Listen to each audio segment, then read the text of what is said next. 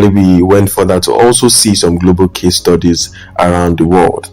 So today we will be going further to look at another interesting topic, which is integrating entrepreneurial consciousness into educational processes. I'll take it again, integrating entrepreneurial consciousness into educational processes. So as a way of introduction, I want to share a quote by Sir Ronald Cohen. Sir Ronald said that entrepreneurial mindsets are not born, they are taught, they are nurtured and integrated into education. Wow, that is very powerful. So in today's rapidly evolving global economy, education cannot remain confined to traditional academic boundaries. Integrating entrepreneurial consciousness into the educational process would actually equip learners with the mindset and the skills and also the resilience, very important, the resilience that is needed to innovate, that is needed to create jobs and also address societal challenges. So rather than a narrow focus on business creation, entrepreneurial education, it's the topic at what we'll be discussing today. We'll be focusing more on critical thinking, opportunity recognition, how people can recognize opportunity, and also risk taking. They can take risks, not be afraid of taking risks, take calculated risk, and also leadership, which is very important. So all these qualities that I've mentioned now, they are essential for thriving in a volatile and competitive environment. So economies that embed entrepreneurial education or entrepreneurship in its educational system would boast of a higher innovation rates and stronger economic growth. So according to the Organization for Economic Cooperation and Development, individuals who compete or complete formal education or formal education that is also based on entrepreneurship or formal entrepreneurship trainings, they are said to be 1.5 times more likely to launch successful startups with entrepreneurs, earning 10% more on an average. And we would also look further to see a research in Zimbabwe that showed that entrepreneurship education positively impacts students' need for achievement, risk-taking, and focus. And all these are necessary psychological traits that fuel entrepreneurial intention. So globally, countries across Europe, Asia, Africa, and beyond are embracing this shift. From things like Europe's Junior Enterprise Network, which we'll be seeing, in the course of today's session, and also Ghana's Melta Water Entrepreneurial School of Technology.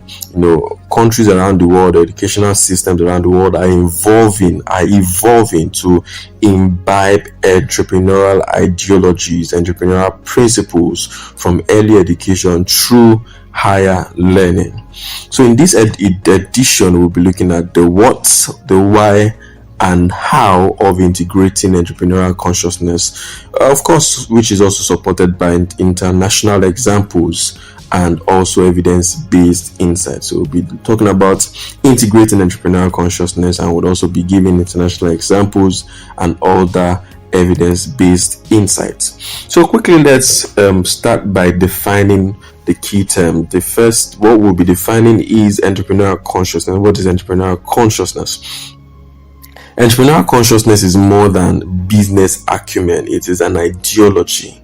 It is an ideology that involves opportunity spotting, calculated risk taking, problem solving, creative adaptation, and also taking initiatives and also being able to innovate. So including and embedding this in education will transform learners from just ordinary learners to also become agents of change, people that will come up with innovations that would facilitate change, in the economy, and also it also yield people or learners that are not just ready to navigate, but also shape economic landscape, people that would take charge and make things happen.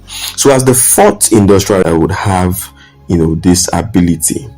I would also go further to see and ask ourselves, what is the relevance of entrepreneurial consciousness to national development? Why is entrepreneurship important? Why and how does it contribute to national development? Number one, it helps in job creation and employment generation. Like I said earlier, it's entrepreneurial education shifts individuals from just being learners to agents of change, from people who just have head knowledge, but people who can implement things, who can create systems and create structures to aid national development. Creating a system that would help solve a specific problem in the society, whether it is like the first, even from this first point we're seeing here, the problem this is solving is problem of unemployment, because the relevance of entrepreneurial consciousness to national development is that it helps in job creation and employment generation. Very, very important, especially when we in developing countries, underdeveloped and also developing countries. There is need for a lot of people to come up with entrepreneurial concept and entrepreneurial ideas, and implement them and put structures and systems around it to build an organization and an institution that would help to create jobs and reduce the rate of unemployment. So when people are thinking like this, the truth is that the government won't do everything. That's why private individuals need to rise up and take charge and do things for the betterment of the nation.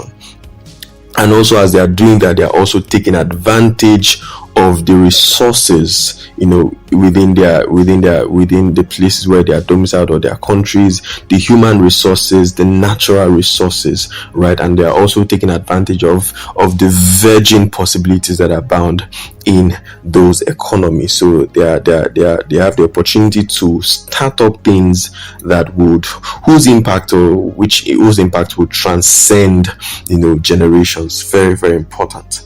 So job creation and employment generation. Entrepreneurial consciousness equips individuals not only to seek employment but to create employment opportunities for others. So startups, small business and innovative enterprises are major agents and engines of job creation, particularly in emerging economies where formal employment may be limited. So we would also see from World Bank, according to World Bank in 2023, it was stated that SMEs contribute to up to 60% of total employment and up to 40% of GDP in emerging economies. And this further reiterates the impact and the importance of startups, small business and innovative enterprises in economies, and also with respect to job creation. All right, so by fostering entrepreneurship through education, nations can reduce unemployment rates, absorb growing youth population, and also stabilize the labor market. We also look further and see what is happening in Nigeria. In Nigeria, we can see the Tony Elumelu's Foundation Entrepreneurship. It's a program that has supported over 15,000 entrepreneurs, many of whom have also gone ahead to also employ additional workers, contributing directly to national development targets under Nigeria's Vision 2030 framework. So we can see the ripple effect of Tony Elumelu's Foundation, entrepreneurship and Foundation Entrepreneurship Program. They have been able to empower about 15,000 people, and those 15,000 people have also been able to also employ other people in their businesses. So number two, relevance of entrepreneurial consciousness to national development is that it stimulates innovation and technological advancement. Entrepreneurial consciousness fosters a culture of continuous innovation where individuals seek new solutions, they seek novel solutions to local and global challenges. So national development today requires homegrown indigenous solutions in sectors like healthcare, agriculture, fintech, and renewable energy. So entrepreneurs often operate at the frontier of technological disruption, creating new industries and transforming existing ones. So entrepreneurship basically, helps to stimulate innovation. Most of the time, all these startups and all these new, businesses, emerging businesses, are actually more at the forefront of emerging technologies and implementing emerging technologies than even government institutions. They are actually more aware of technologies, and they actually implement and inculcate these technologies into their businesses. So for instance, we'll see Israel's investment in entrepreneurial education at institutions like Technion and also Hebrew University. And this investment in entrepreneurial education in these institutions has made the country a global leader in sectors such as cybersecurity, biotechnology, and also clean energy. So as of 2023, Israel boasts more than 90,000 startups, through this initiative, through this investment. And many of these startups have been able to address both national challenges and also contributing to global technological markets.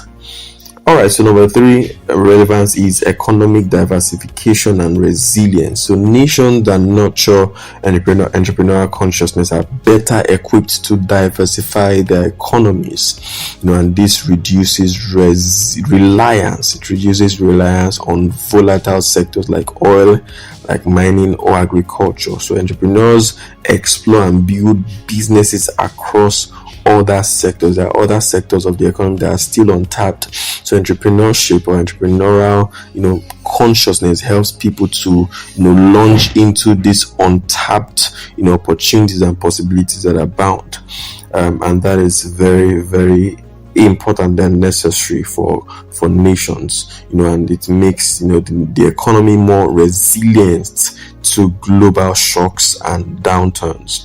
So in Rwanda, for example, we see a successful promotion of entrepreneurship, in order to diversify away from an agrarian economy. They're diversifying towards ICT, towards tourism and other services. So the Rwanda Development Board, the RBD, combined with reforms in education, has led to the rise of tech startups like Safe Motors and Zipline. All these are startups within Rwanda, and these startups have been able to contribute to the GDP growth rates. They are averaging about 7% annually over the past decade. 7% annual increment in the GDP, contributing to 7% of the GDP annually, basically, over the past decade. So that's number 3. Number 4 is that it helps to address social problems and promote inclusive growth. Entrepreneurship education fosters social entrepreneurship. It encourages individuals to address social inequalities, environmental issues, and underserved markets. Through entrepreneurial initiatives, education produces, leaders who drive inclusive growth by reaching marginalized communities, promoting gender equality, and also addressing critical development gaps. So to give us further understanding on this, we see programs in Kenya. There are 2 programs in Kenya, like the M-Shwari and M-Pesa programs, and these programs help to demonstrate how entrepreneurial innovation can provide financial inclusion for millions, that have been previously excluded from banking services and banking systems. So all these startups, like M-Shwari and M-Pesa, they came up with financial innovation, especially in the banking sector, to include people, to ensure that people, that have been marginalized, or people in far region, in rural areas, who don't have these access, who don't have the opportunity to experience this financial inclusion, it brings these banking services closer to them. So thereby we can see that entrepreneurial consciousness or entrepreneurial education, has a ripple effect, and one of the ripple effects is that it helps to address social problems and promotes inclusion, societal inclusion. Gives people access, it creates platforms, that will give people access to necessary services. So according to a research that was done in 2023, even regarding M-Pesa and M-Shwari, we can see that M-Pesa now serves over 50 million customers across Africa, and they've been able to transform livelihoods and also contribute to national stability and development, especially in the financial sector. So their impact has moved from just Kenya, it has even rippled to other parts of Africa. And this is what entrepreneurship can do, an entrepreneurial mindset. So finally, we would also be seeing another relevance of entrepreneurial consciousness and national development, and that is building global competitiveness and national reputation. So as we know, we live in an interconnected world. It's easy to see things that are going on in America, things that's going on in China, going on in Russia, going on in Africa, and other part of Europe, and we can now compare and contrast and see who is doing better. So in an interconnected world that we are in, entrepreneurial consciousness enables countries to compete on a global scale. Nations that consistently produce global competitive entrepreneurs or globally competitive businesses or startups, they enhance their international reputation. And not only that, they also attract foreign investment, and they are now able to participate competitively in the global scale and even in global trade also. So we'll see a nation in Asia, which is Singapore, which we see as a prime example, through its Global Innovation Alliance and Startup SG programs. Singaporean entrepreneurs are entering foreign markets. They are securing foreign investment and also elevating Singapore's status as one of the world's top-ranked innovation economies. So this has given Singapore a ranking status as one of the world's top-ranked innovation economies, and that was according to the Global Innovation Index of 2023. And in 2023, Singapore was ranking 5th globally in the World Innovation Index, basically. So that speaks a lot to the impact of entrepreneurial mindset when people are taught and equipped with the skills for them to build thriving businesses and systems and organizations. It ripples across various aspects of the nation, and even internationally we can see it has a lot of benefits to our nation, even on the international stage. So it's very, very important, especially for developing countries. Like I said earlier when I was introducing the topic, especially for developing countries that are still striving to get there and become developed. One of the fastest way is to have people come up with ideologies, come up with strategies, come up with new concepts, novel ideas, and all these things can only be nurtured. One of the places it can be nurtured is in our educational institutions. Very, very important. So moving forward, we will look at some global case studies, looking at some global case studies across Europe, Africa, West Africa, and also Asia. So in Europe, we see something called the Junior Enterprise. In Europe, it's an EU and European Union wide network of student-led business consultancies.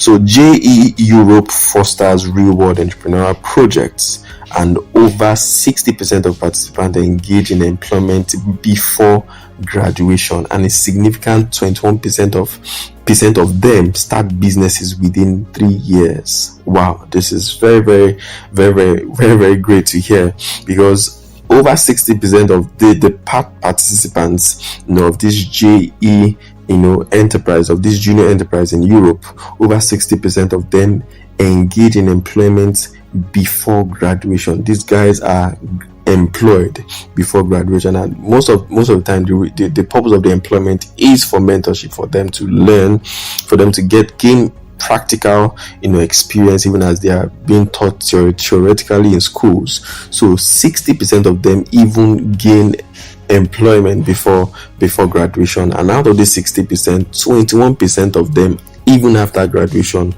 begin their businesses within 3 years. And this is very, very great to hear. And another example we would see in Australia is in the University of South Wales, and we can see the University of New South Wales Innovation Centre, which is also called the Michael Crouch Innovation Centre.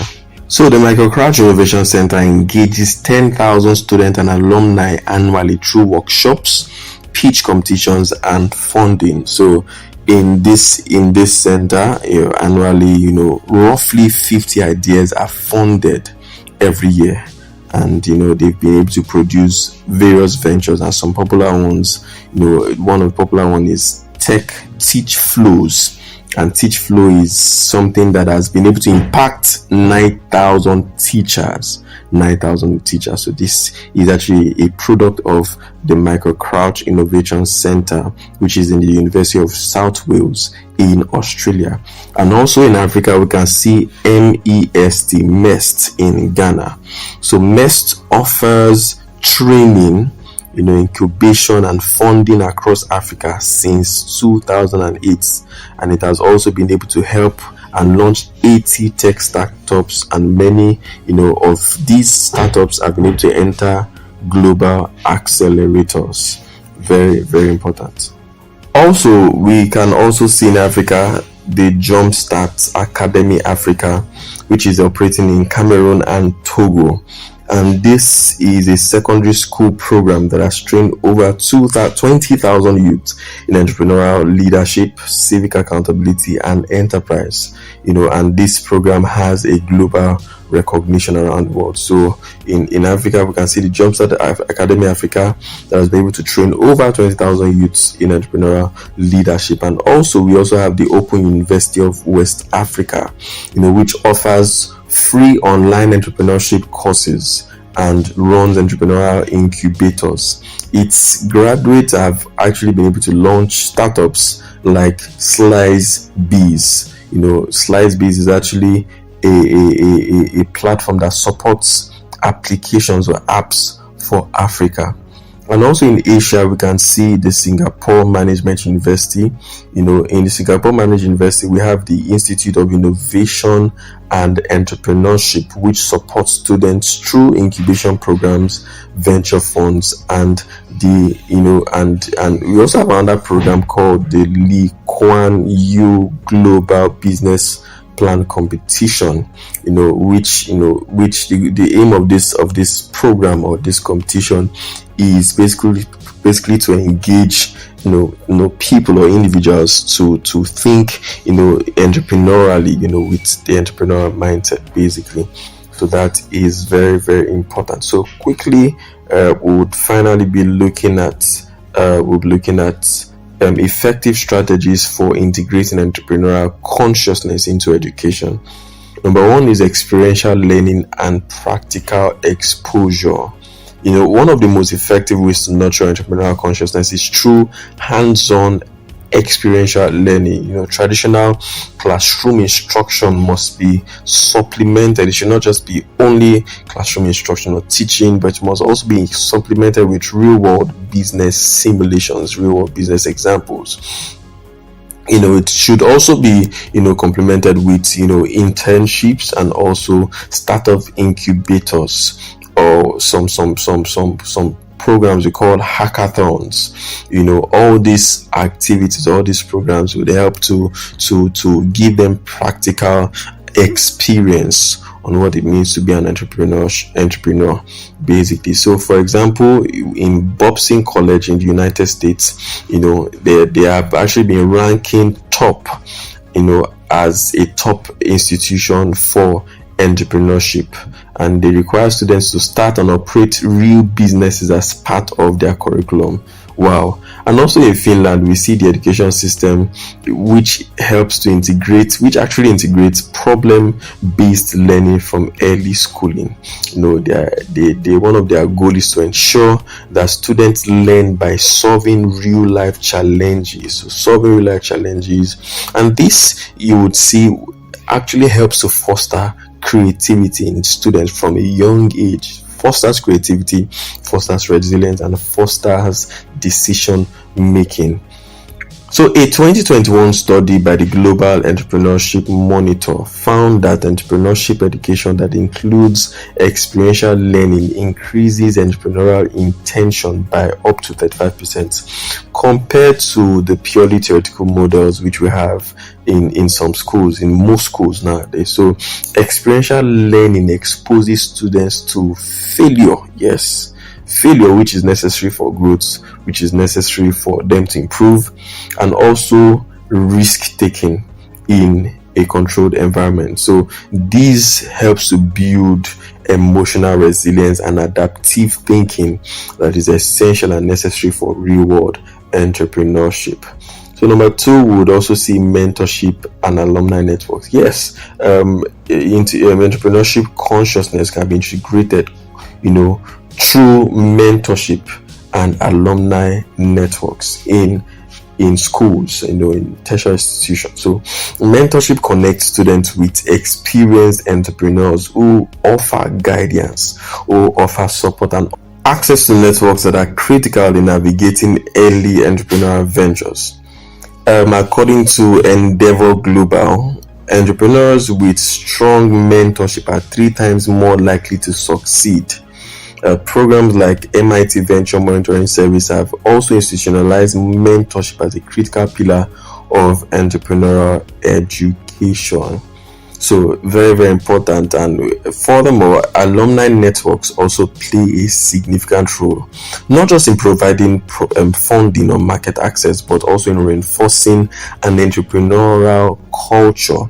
For example, in Stanford University, in the university's alumni, in the University Alumni Association, they have founded companies with a combined market value exceeding $2.7 trillion. Wow. And this has partly been because of continuous alumni engagement and mentorship opportunities that has been embedded in the institution's entrepreneurial ecosystem. That is very, very important. That's the extent and the impact at which of mentorship and alumni networks, its impact on entrepreneurial consciousness. So number 3, we see industry partnerships and private sector collaboration. Yes, there needs to be a close partnership between educational institutions and the private sector to ensure that the curriculum remains relevant, to evolving market needs. So in Germany, we can see Germany's dual vocational training system, which combines school-based education with company-based training, and it is globally recognized for its success in matching skills with labor market demands, and over 50% of young Germans participate in this system, and this has been able to contribute to Germany's consistently low youth unemployment rate of 5%, compared to European Union's average of 15% as of 2023. Wow, they've been able to achieve 5.3% unemployment rate, which is quite low compared to the 15% average of European Union as of 2023. In Singapore, we also see institutions like the Ngee Polytechnic and Singapore Management University, which has partnered with multinational companies to create entrepreneurship labs, ensure and also enabling students to work on live business problems, further bridging the gap between theory and practice. Number 4, integrated and interdisciplinary curricula. Entrepreneurship skills should not be confined to only business schools. Successful models integrate entrepreneurship thinking across all disciplines, including engineering, arts, medicine, and humanities. For instance, in Tanzania, we see the University of Dar es Salaam. They've been able to develop cross-developmental entrepreneurial or entrepreneurship courses, that has resulted in a 15% increase in students' entrepreneurial activities within 5 years of implementation. Wow, that is very, very important. That's very, very insightful. Interdisciplinary curriculum helps to foster problem solving, helps to foster adaptability and innovation. And in Arizona State University, we see the Arizona State University's entrepreneurship plus innovation program, and this allows students from any major to participate in entrepreneurial activities, significantly broadening the pool of future entrepreneurs. So we see all these things that are happening in developed countries, and those of us in developing countries, need to take that cue and also implement these entrepreneurial ideas and strategies and consciousness in our educational system. And finally, another effective strategy for integrating entrepreneurial consciousness into education is technology and AI supported learning. So there needs to be integration of modern tools such as artificial energy, simulation software, and online learning programs in education, and these are increasingly essential, especially in entrepreneurship education. So platforms like Coursera, edX, and Udemy provide access to world-class entrepreneurial training. They've been able to democratize entrepreneurship education across developing regions. So artificial intelligence has also been very, very powerful, because we now have AI driven business plan simulators like Growth Wheel and also Life Plan, and all these can be used in classrooms to guide students through real-time decision-making scenarios, and this will help them to understand business dynamics without high stakes, without them needing to go too much extent basically to get this information. So at 2022, there was a study from the University of Pretoria, and it suggested that AI enhanced entrepreneurship training improved students' decision making accuracy by 27%. And this is quite impressive compared to traditional lecture based model. So far so good on this edition. We've seen what entrepreneurship mindset is. We've seen what entrepreneurial consciousness is. We've also talked about the relevance of entrepreneurial consciousness to national development, and we've seen global case studies across Europe, Africa, and Asia, and we've also been able to talk about effective strategies that are necessary for integrating entrepreneurial consciousness into education. So in conclusion, embedding entrepreneurial consciousness within education transforms societies from passive knowledge recipients to active innovators, active job creators, and also change agents. As the world faces global challenges like automation, economic uncertainty, and environmental pressure, this entrepreneurial shift is not just desirable, but it is essential, and it is necessary and imperative. As Sir Ronald Cohen reminds us, entrepreneurial spirit can and should be cultivated through education. And I also want to once again state that quote from Sir Ronald Cohen. He said, entrepreneurial mindsets are not born, they are taught, they are nurtured, and also integrated into education. And that is very, very important. So with evidence from Europe, Asia, Africa, and beyond, it is clear that when education and policies are aligned to promote entrepreneurship, learners become economically empowered, they become socially resilient and globally competitive. Integrating entrepreneurship into education is both a strategic investment and a moral imperative. So to ensure future generations, are able to contribute meaningfully to the nation, there needs to be a strong background in entrepreneurship, strong